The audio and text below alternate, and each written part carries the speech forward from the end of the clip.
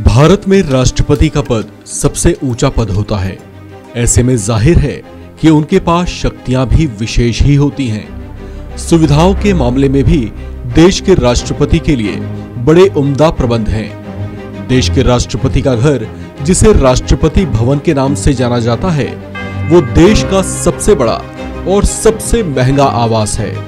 राष्ट्रपति भवन की शान और शौकत ऐसी है जिसे देखने वाला देखता ही रह जाए। पूरे 17 सालों में बनकर तैयार हुआ ये आलीशान भवन पूरे 320 एकड़ के क्षेत्र में फैला हुआ है।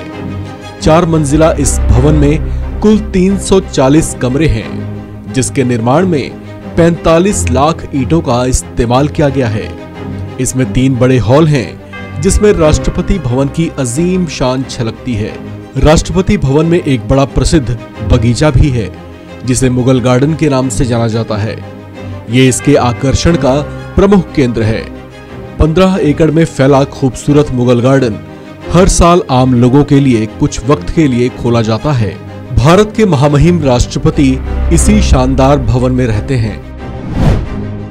भारत के राष्ट्रपति का वेतन मासिक 5 लाख रुपए है। साल 2018 से पहले तक राष्ट्रपति का वेतन 1.5 लाख रुपए हुआ करता था।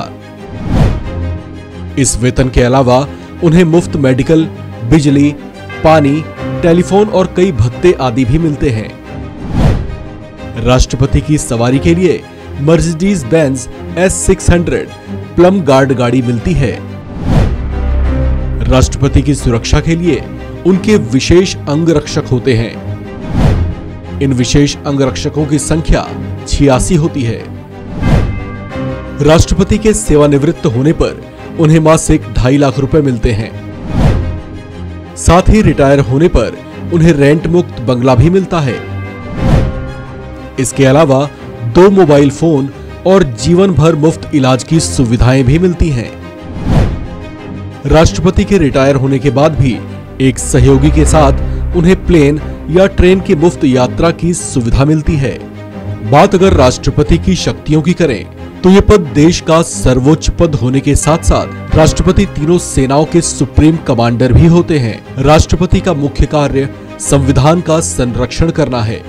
उनके हस्ताक्षर के बिना कोई कानून पास नहीं हो सकता। राष्ट्रपति मनी बिल को छोड़कर किसी भी तरह के बिल को पुनर्विचार के लिए वापस भेज सकते हैं। राष्ट्रपति को आर्टिकल 72 के तहत कुछ खास अधिकार भी मिले हुए हैं। राष्ट्रपति किसी दोषी ठहराए गए व्यक्ति की सजा को माफ या कम कर सकते हैं।